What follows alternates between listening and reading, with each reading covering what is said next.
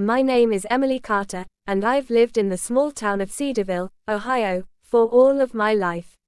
Life in Cedarville was quiet, predictable, and honestly a little boring. I worked at the local library, spent my evenings reading or baking, and my weekends were mostly reserved for walks in the park or visiting friends. I enjoyed the simplicity of my routine, but every now and then, I wished something exciting would happen, something that would shake up the monotony. That excitement arrived unexpectedly in the form of my new neighbors, the Andersons. I had known the daughter, Olivia, since middle school, but her family had always lived across town. One sunny afternoon, I noticed moving vans parked in the driveway. Boxes were stacked neatly on the porch, and Olivia was bustling around, helping her father and mother carry items inside. She looked up and smiled at me. "Emily, over here," she called. I waved, feeling a sudden warmth of friendship. Olivia had always been the type of person who could brighten a room just by walking in. As we caught up, Olivia mentioned that her father, Mr. Anderson, had decided to retire early and move closer to family. He was a tall, friendly man with a booming laugh that seemed to fill the entire street. Despite his presence being new to the neighborhood, his warmth was immediate. He greeted every neighbor with genuine interest, asking about their work, hobbies, and even their pets. It wasn't long before I realized that life next door would never be the same. Mr. Anderson had a way of turning even the simplest activities into adventures. One afternoon, he invited me and Olivia over to help him organize his new garage.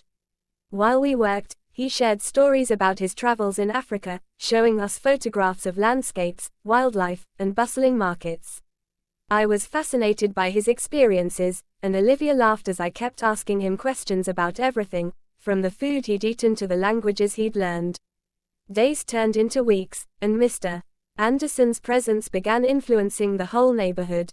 He organized community barbecues, helped neighbors fix broken fences, and even volunteered to teach a weekly storytelling class at the local library.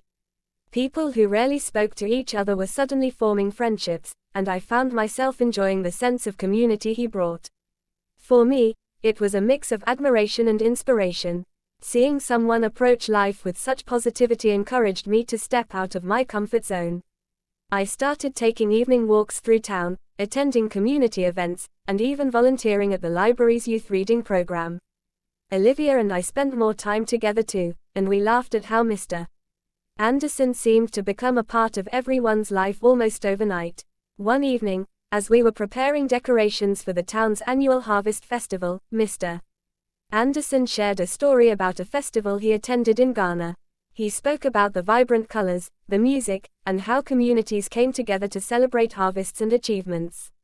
His words painted such a vivid picture that Olivia and I decided to incorporate elements of his story into our own festival. We created colorful banners inspired by his photographs and practiced dances that mirrored the ones he had shown us. The festival day arrived, and the town square was alive with laughter, music, and joy. Families gathered, children ran around with painted faces, and the air smelled of autumn spices and freshly baked pies. Watching everyone enjoy the celebration, I realized just how much Mr. Anderson had changed the town. He had taken something as ordinary as a neighborhood and turned it into a lively, caring community. As the sun set, casting a golden glow across the square, I found myself reflecting on my own growth. Before, I had been content with my quiet life, but now I understood the joy of stepping beyond comfort zones, forming connections, and embracing new experiences. Mr. Anderson had not only transformed the neighborhood but also influenced me to become more open, adventurous, and compassionate. That night, as I walked back home, I felt grateful. Grateful for friendship, for unexpected neighbors, and for the lessons learned from someone who believed in the power of community. Cedarville would never be the same, and neither would I. Life had indeed become more exciting, more colorful, and more meaningful, all because one man arrived and reminded everyone of the joy of connection.